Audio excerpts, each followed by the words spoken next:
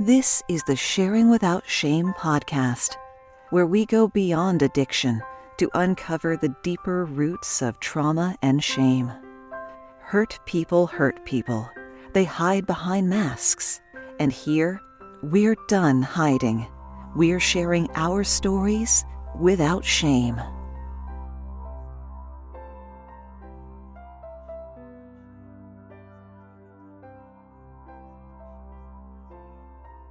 Hello, and welcome to the Sharing Without Shame podcast. I'm your host, Donna Marston. I'm a certified recovery support worker and also known as the Family Recovery Facilitator. You can buy my books on Amazon.com. I talk about codependency, unhealthy helping, enabling, and all kinds of things that, as parents, that we do that when we don't know better, but when we know better, we do better. And that's what this podcast is all about. You'll find my books, as I said, on Amazon.com or www.sharingwithoutshame.com. So today, I'd like to welcome Ian McLoone. I hope I said that right.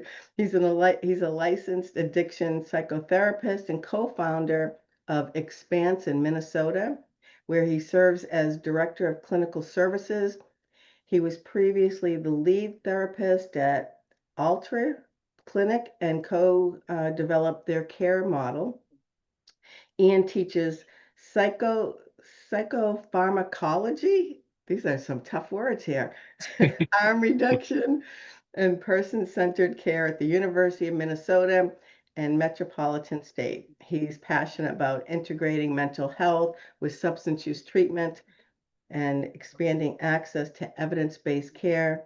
You may have read his work in Filter Magazine or thefix.com. Welcome, Ian.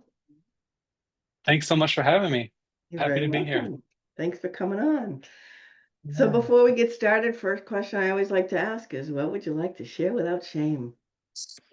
I would like to share without shame that methadone saved my life. Methadone, it's a scary word, a scary concept, but it was a medicine and a tool that I used for about 5 years to crawl out of heroin addiction, to get through graduate school, and to build the foundations of a life that I'm really proud of today. So you don't hear people come out of the closet about the fact that methadone saved their lives very often because it's so stigmatized and associated with shame. And I'm here to say that, people on methadone are among us doing good things, and it's not just the people that come to mind who are still really struggling, who benefit from that medicine. Well, I had gone to a I don't know what it was, a seminar, or I forget what it was called, but these women were traveling around the country and they called it liquid handcuffs. Yeah. Can you You know talk about why? Yeah, well, because so here's the thing. Methadone is a medication. It's the oldest medication for opioid use disorder that's available today. And we have this thing about treating opioid addiction with other opioids, this kind of really longstanding bias against it. And so back in the late 60s, when the research was coming out that this could be an effective tool to address one of the original waves of opioid epidemics, in order to get it approved at a federal level, researchers and clinicians and policy advocates had to agree to really restrictive and strict regulations around it, down to the details of, what dose a person can legally start on, how many days of take-home doses they can receive at a time. You could be stable, taking the medicine, not using other opioids, and it would require 2 years of consistent attendance and drug negative UAs in order to receive the privilege of only having to come to the clinic once every 4 weeks. Wow. Up to that point, you'd have to come first every day of the week, and then 5 days of the week, and then 3 days a week, and then once every 2 weeks, etc. And so, there's all this great research that shows methadone is incredibly effective in reducing overdose, in increasing abstinent days, in improving quality of life. But we still have this really kind of rigid and outdated regulatory system that requires a person is kind of chained to their methadone clinic. And so Mhm. when people call it liquid handcuffs, it's really too bad, but those are the regulations around it and have nothing to do with the medicine itself. And so there is some movement in the field to adopt a European or Canadian model where you can go to the pharmacy and get your dose, and a doctor can prescribe it to you in an office, and then you can Oh, get your dose at the pharmacy, which is how they do it in Canada and elsewhere. But we're still ways out from that. But I do know of like some of my friends in town here are running a study, a clinical trial where they're actually testing out that system. So oh, that's awesome. I would definitely welcome those changes. Yeah, I think everybody would, especially having to go stand in line every day and Yeah, something like that. That's challenging.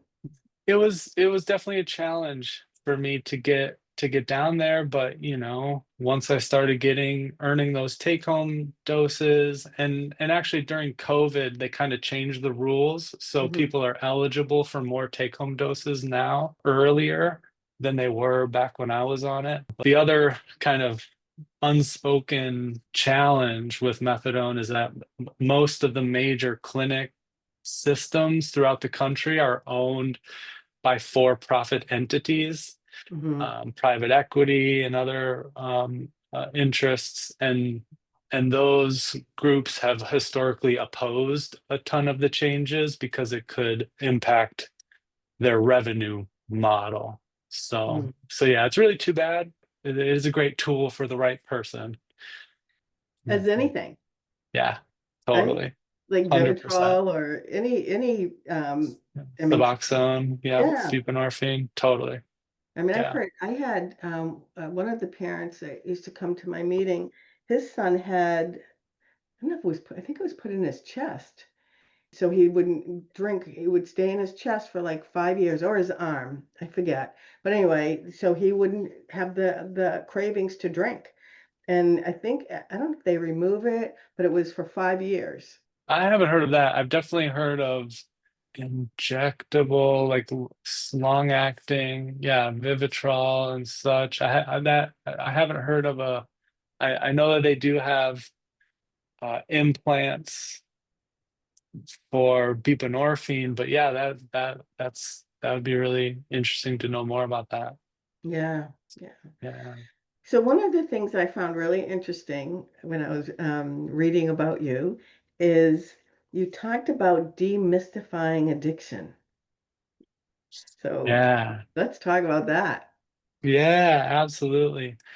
So when I went to graduate school, and my training was technically in a mental health master's program with an emphasis co-occurring substance use issues. And Mhm. so we got trained as mental health professionals, and as I entered the field and started working alongside my friends and colleagues who are trained as kind of traditional psychotherapists, I was struck, I was kind of dismayed to see and to hear how many of them felt like they fundamentally couldn't work with addiction because it was this kind of really strange, super complicated phenomenon that belongs over there at like some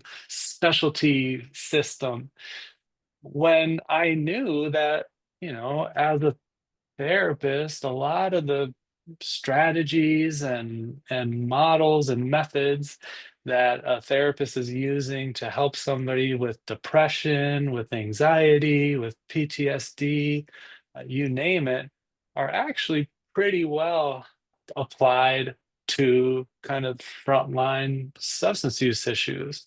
And so, I kind of started to find myself on a little bit of a soapbox, like, hey, people, there are so many people out here who are struggling with addictions, but they're doing so silently and they're doing so secretively. And, many of them have no interest in walking away from their family, their mortgage, their bills, their jobs for 30, 60, 90 days at a residential treatment program. Mhm. But they might be willing to start working with a counselor, coming in, around their work schedule, coming in and talking about what's really going on with them. What are some of the things that might be driving their substance use issues? And so, I created this training program and have kind of dedicated a good amount of my time to helping more clinicians develop a sense of confidence and competence around starting those initial conversations about a person's substance use and how it might be negatively impacting their lives. It also, really helped to think about the experience of a loved one. I know when I went to rehab, my wife was desperate to talk to somebody who had any kind of knowledge or expertise or experience working with or supporting loved ones and families to support their loved one who's going through Mhm. addiction. And what she found was pretty disappointing. It wasn't really helpful or effective, and it was just kind of platitudes and bad advice. And so, while some of my colleagues still are hesitant to work with a ton of substance use issues, they are often really open to helping a spouse, a parent, an adult child, or other loved one whose, beloved is Mhm. struggling with substance use issues. It isn't about the drug or the drink. It's about the why, right? Totally, Yeah. totally. And I wonder, if somebody hasn't walked in your shoes or my shoes, where I have, for those most people know, I have a son who's a person in long-term recovery, and so I'm a family member, and what we all go through is horrific. We're all hurting. Again, it's not about the drink or the drug, it's why. And come to find out, he liked fentanyl. Found out later Mm, everything was really bad and people were just overdosing. And I remember saying to him, I'm so glad it wasn't around when you were using. He goes, oh, I loved it. And I was like, oh my God, my happy still. Thank God I didn't. mm, But yeah, and I think it's really hard.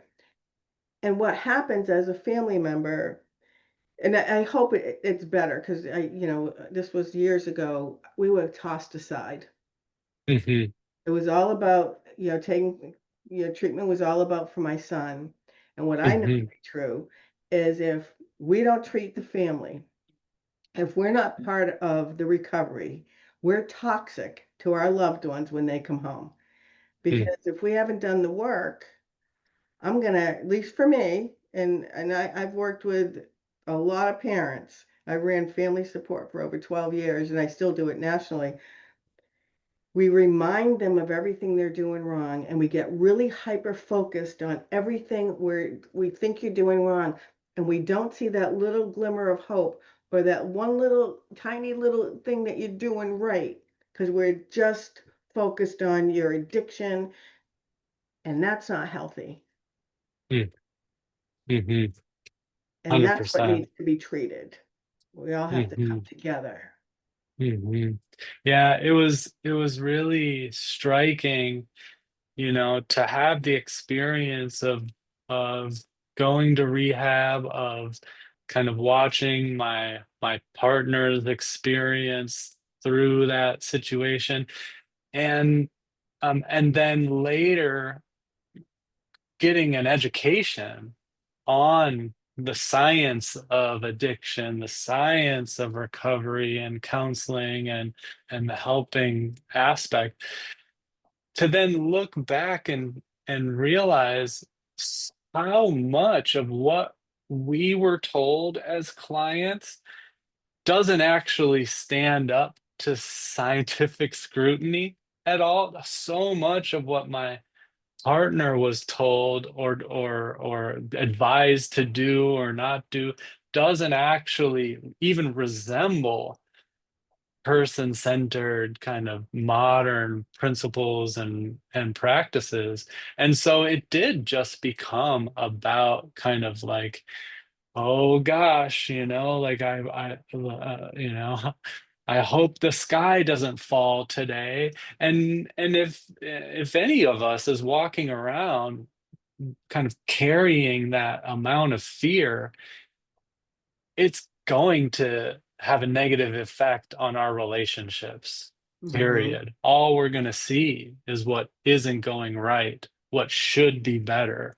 And we're not actually going to have the perspective of to actually see, notice, and express gratitude for all that is going well. Mm-hmm. And it's a process. You know, people, for me, when I was back in the day, I thought you send them to treatment and they're going to come home and we don't have to talk about this again. We go on, we live our lives, and everything's good. I didn't understand reoccurrences and I Mm, took them personally. I made them about me, mm, and then I shamed him and I blamed him because I didn't know better. And you know what? And even when we're the unhealthy helper, which is what most people call the enabler, but I don't like blaming and shaming people for loving their loved one. So I like when I talk about unhealthy helping, it's parents, they relax. They receive it and they're going, "Oh yeah, well that makes sense." Right? mm, Because we're not shamed and mhm. blamed for loving them and doing stuff that we do that could be a little Mhm. crazy sometimes. And Totally. It's yeah. crazy making. It's a crazy making experience. Of course, everybody in that situation is feeling crazy, is acting crazy, because it is a crazy making situation. I know the thing that I really try to emphasize when I'm working with, whether it's individual clients or parents, families, loved ones, it's that, like, sure, what you've been doing hasn't been helping, that's why you're here, and sure, maybe there have been some spectacular mistakes in the past, but you know what? It was all driven by a desire to help. It was all driven by love and a even when you're, you know, screaming at them and telling them all the things that they're doing wrong, there's some part of you that's like, I should do this. This is how I'm going to help, is if I bring their attention to all the ways that they're screwing up. And so, I think that's really important way to ensure that we keep compassion at the center when we're supporting families. Yeah, and we have to do as family members the same work as you all have to do. You know, all our stuff shows up, right? All our internal wounds show up, whether it's mother father wound or it's something to do with your inner child. All of that shows up, and that's usually where the addictions start from, right? Because there was a trauma, there was a situation, or maybe it's in the DNA. It all comes up and it comes out at some point through addiction. And so for my son, he self-medicated his emotional pain, his trauma, right? Yeah. My mentor at Altier Clinic, he liked to point out that it's not unique to when addiction shows up in the family. The same is true when a member of the family gets a sudden cancer diagnosis or some horrible kind of terminal illness, right? The family swoops in, tries to figure out what to do, and in that process, all the stuff comes out, all the unhelpful, wonky ways of relating, they all get expressed. And so, it's not only when there's addiction that we see this, it's when there's any kind of crisis, But really. the only difference is people bring you casseroles. Yes, exactly.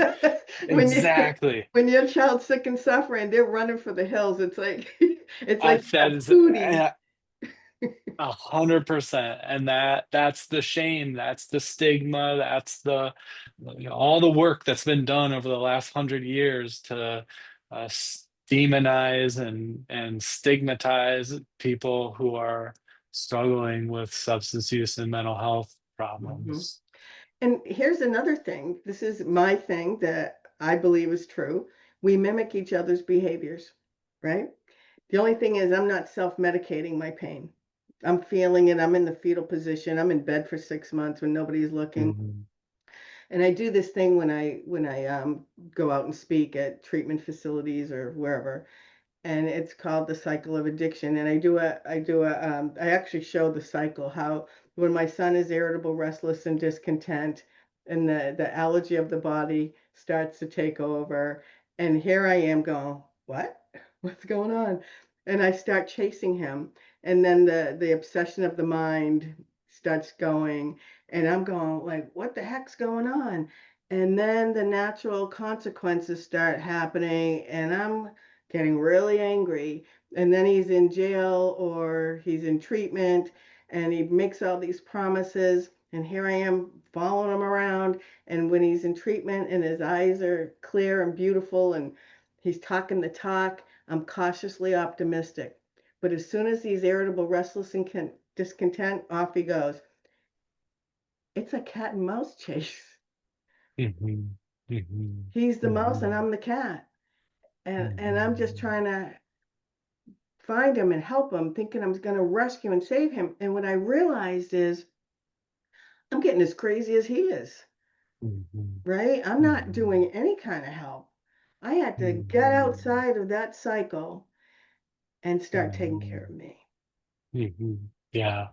Yeah, it really does kind of start with, self-care, because ultimately, if you've just spent the last 3 months on a wild goose chase and overextending yourself and expending every ounce of emotional bandwidth that you have, the next time you show up for a difficult conversation, you're not going to be your best self. You're Mm-mm, not going to give mm-mm, what you want and what you believe he needs in that moment. And so it's hard for loved ones to allow themselves to focus on their own self-care.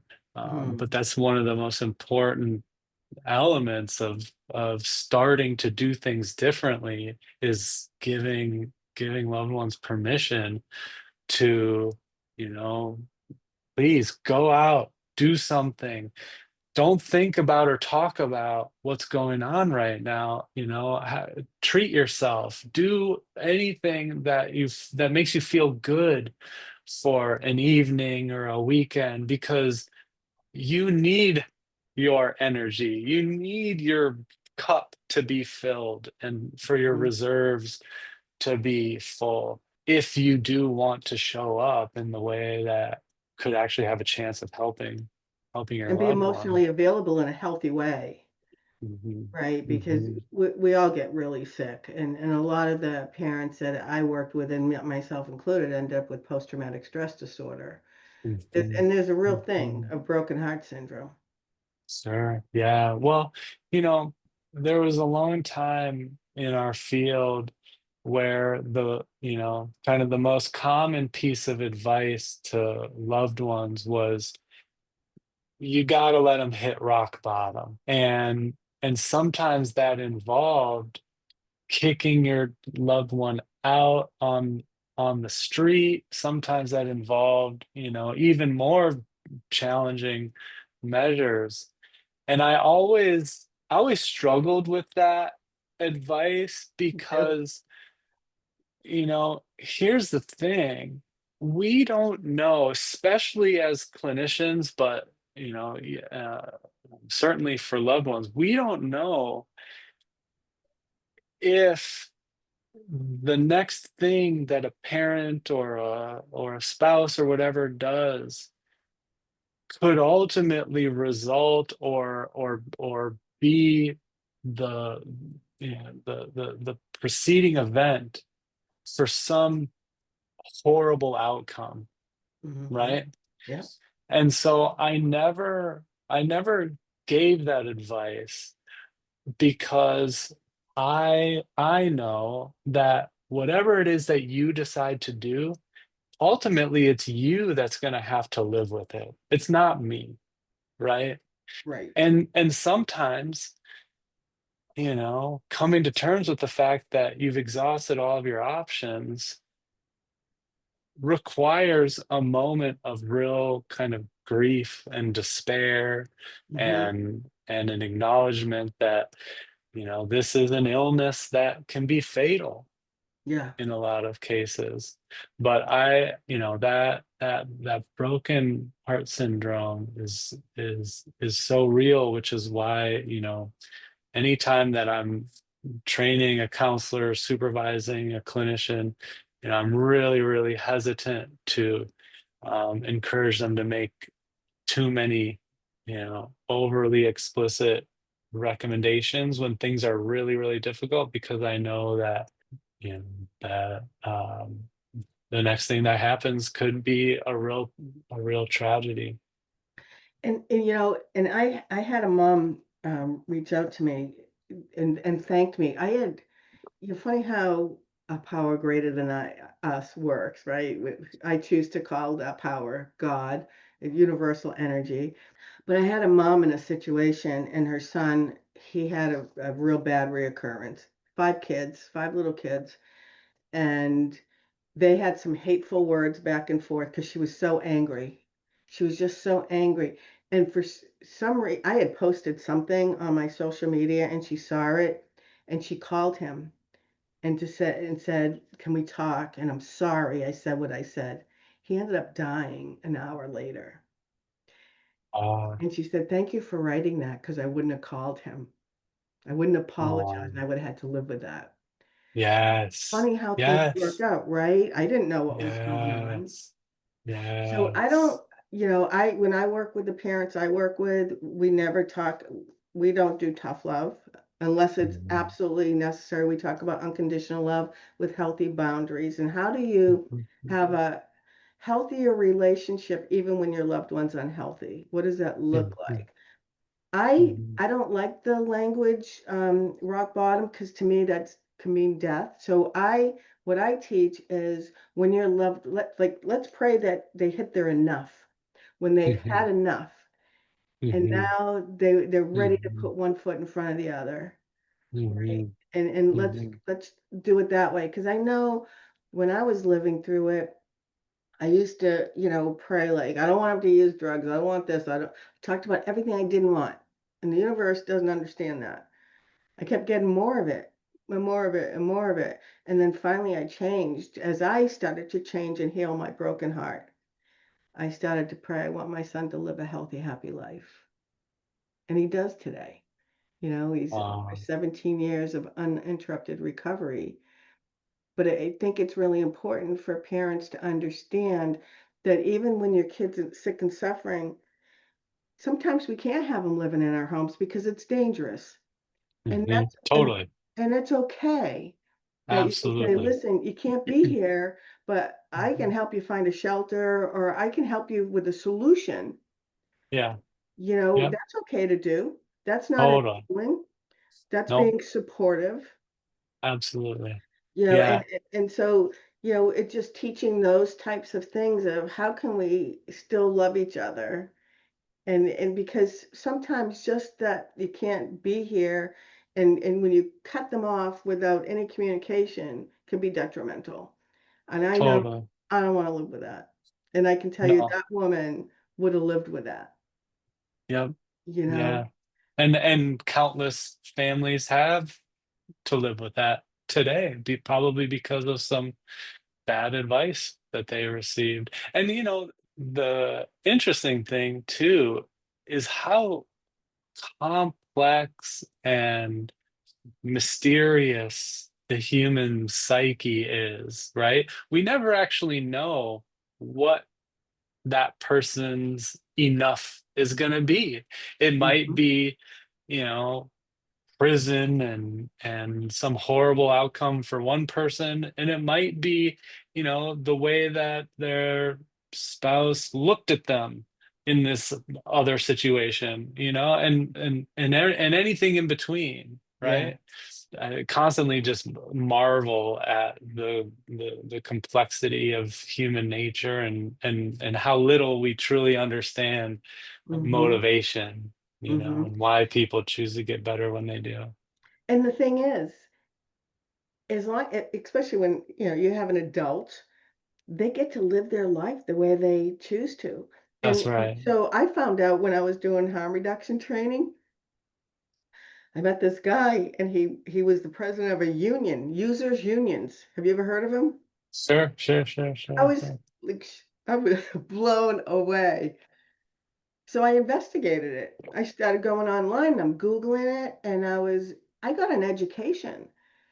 And I got I got an understanding that it that if that's what they want to do and they're not hurting anybody, and there's not a child involved that they're, being neglected, or they get to live their life that way.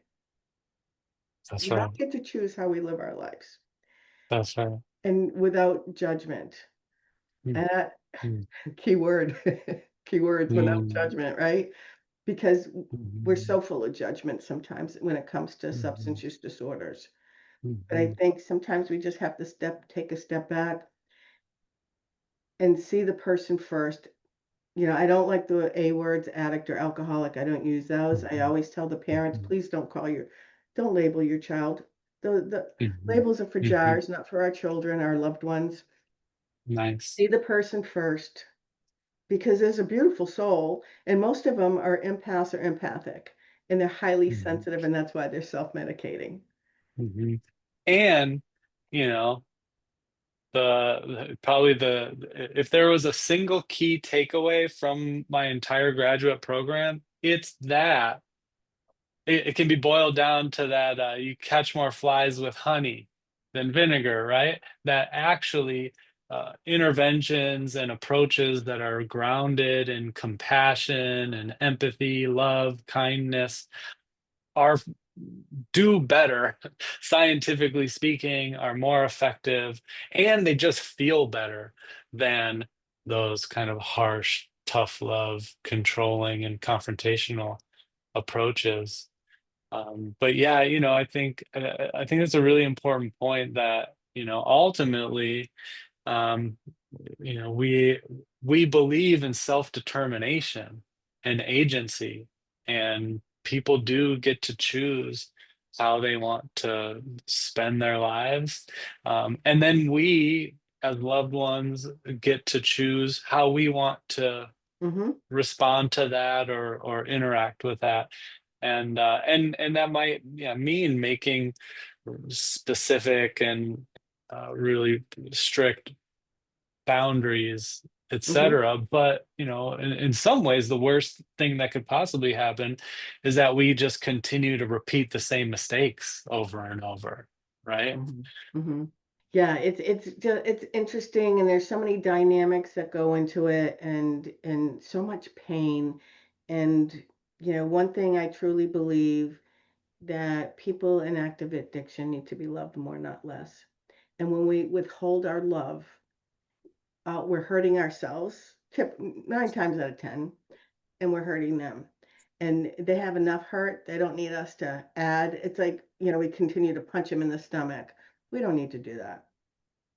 You can step away, and it comes down to acceptance. I can accept that I'm going to be in your life, but I'm going to make this healthy boundary. And if you want to be around me, I just prefer that you're sober, just for today, Mhm. just for those hours.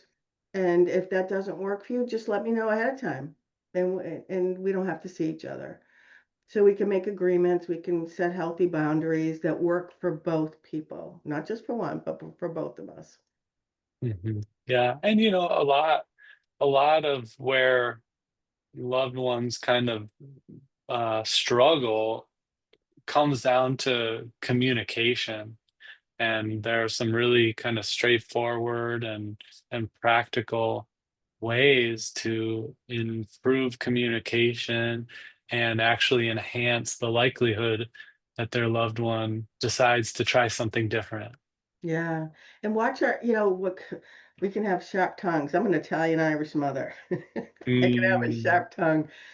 And I mm, would say stuff, and I'd regret it. But back then I was so desperate to save him. When I started to step away and do the work for on me before found his recovery, I learned how to change the dynamic and not show up to every fight he invited me to. mm, mm, Stop mm, mm, participating, and mm, I started to work on me, and it got better, and I started to breathe because we tend to mm, hold our breaths, right? mm, And mm, and mm. so It's so hard though, because in that moment, what feels good is yelling. What feels good is, shaking them. And so it requires some work some to zenning out. do it differently. And there has to be some measure of faith, right? Faith that I'm gonna do what's hard right now Yeah, because there's a possibility that this is actually going to help my relationship with my loved one or help them reorient themselves to this drug or alcohol. yeah, because they're hurting enough. Yeah, Yeah, and yeah. to remind ourselves when we go to say something, is it kind, is it necessary, is it truthful? Mm, And mm, if there's one no, then zip the lip. mm, mhm, mhm. So Yeah, before we yeah, yeah, wrap yeah. up, can we quickly talk about harm reduction in simple terms for parents or loved ones, spouses, partners, to understand that they're not replacing a drug with a drug, because that's what it appears to be, and that's what people get so upset over. Do you have a little something you can say Yeah, about that? yeah. I mean, so the fact is, dead people don't recover. Okay. And so there is a lot that our society is doing to increase the likelihood of bad outcomes. Okay. Hmm. Generally speaking, when a person knows what they are ingesting, they can manage it in a way that reduces the risk and enhances the likelihood of safety. Okay, that's just a fundamental truth. And so, harm reduction just recognizes that, you know people are using, people are already using, they're already drinking, they're already doing drugs, um, but that there might be some ways to enhance the likelihood that they're doing so safely. Okay, that they can maybe take a couple steps to reduce the risk and enhance the likelihood that they live long enough to access supports or make a change. And so, there are, lots of things that would be considered harm reduction in the substance use field. But, one of the most effective interventions in the realm of harm reduction is actually the seat belt in your car. That's a harm reduction Mm. intervention. And so, there are some tools available, things like Narcan or naloxone, which is the opioid antidote. So if somebody is having an overdose, we can administer naloxone, and it can actually reverse the symptoms of an opioid overdose immediately in such a way that that person can then live another day. It's generally recommended across the United States today that anybody who is potentially at risk them and their loved ones should have naloxone on hand. If you're not using opioids, it's totally inert, essentially. And so naloxone, things like drug testing supplies, fentanyl testing supplies, right? Yeah. The thing that is killing people now, we've crossed this threshold a few years ago where the number of overdose deaths in the United States actually surpassed 100,000 per year. Mm. And one of the things that really ramped that up was fentanyl entering the drug supply. And so people didn't actually know what they were taking or what they were Right. doing. And so when a person has access to testing strips, then they can understand that, okay, there is fentanyl in this substance that I'm using, so I'm going to use it maybe a little bit differently than I otherwise would. Mhm. Again, maybe they can stick around another day, another week, another month, or another year, have at least the opportunity to achieve recovery. And then, there's other harm reduction interventions, but in the therapy space, it really is kind of meeting a person where they're at, Yeah. coming alongside them and trying to find a path or treatment or goals that really resonate with them. And to Right. me, that's not radical. I feel like that should be kind of a baseline assumption that that's what you should receive when you go to seek help. But turns out it's a relatively novel concept in our field over the last 20 years or so. Because there's many pathways to recovery. It's not just going to treatment, inpatient treatment. It could be going to community centers where they're throughout our country now. Some people might go to a meeting, so AA or NA, or might just talk to somebody, might go to a counselor. You just never know. But to be open to all of it and keep trying until something works, because That's it's right. not a And one it's size true. fits all. 100%. And it is true that there are as many pathways to recovery as there are people in recovery, Hmm. right? Everybody has a unique story. And so all the, I think we're advocating for is to keep the options open and not Hmm. foreclose them because of our own bias or our own stigma. Right. So as we wrap up, any words of wisdom to the listeners? Yeah, actually, this is something that a lot of parents and loved ones were really glad to hear when they call looking for help for their loved one, and they're feeling really demoralized and really helpless and they're really hopeless. The thing about addiction and about substance use disorder is that on the whole, the majority of people who experience a substance use disorder ultimately get well. Okay. Hmm. The arc of the illness bends toward recovery and remission. I've had countless parents and loved ones who reached out who were told, my kid has a 2% chance of achieving recovery. And that could not be further from the truth. Now, sure, you might have to stick with them for a while. It might take a 10 couple of years. quit attempts or 100, right? But generally speaking, like if my kids were going to develop any kind of like chronic illness, diabetes, heart disease, wicked asthma, I would probably prefer it was a substance use disorder because of the likelihood that they will ultimately heal from it, which we can't say about so many of our chronic Right. conditions. So Yeah. keep the faith, stick with them, and take the long view, because this is a game of inches and something that can take years at times. Stick with it. Thank you. Thank you so much. If anybody wants to get in touch with you, is there a Yeah, website? yeah. You can find me at my website, ianmcloone.com, IANMCLOONE.com, or expansemn.com.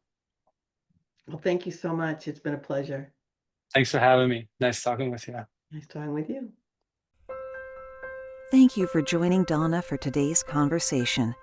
Remember, trauma may wear many faces, but healing is about uncovering the truth beneath the pain and learning to live without shame. If today's episode resonated with you, please subscribe, share, and leave a review. It helps this message reach more hearts that need it. If you have a story of navigating trauma, shame, or addiction and how you found your freedom, Donna would love to hear from you. This podcast is built on real stories, and yours could inspire someone else's healing. Visit SharingWithoutShame.com to connect with Donna, apply to be a guest, or learn how to bring her books, coaching, and speaking engagements to your community or organization. Until next time, remember, healing begins the moment you choose to stop hiding and start sharing without shame.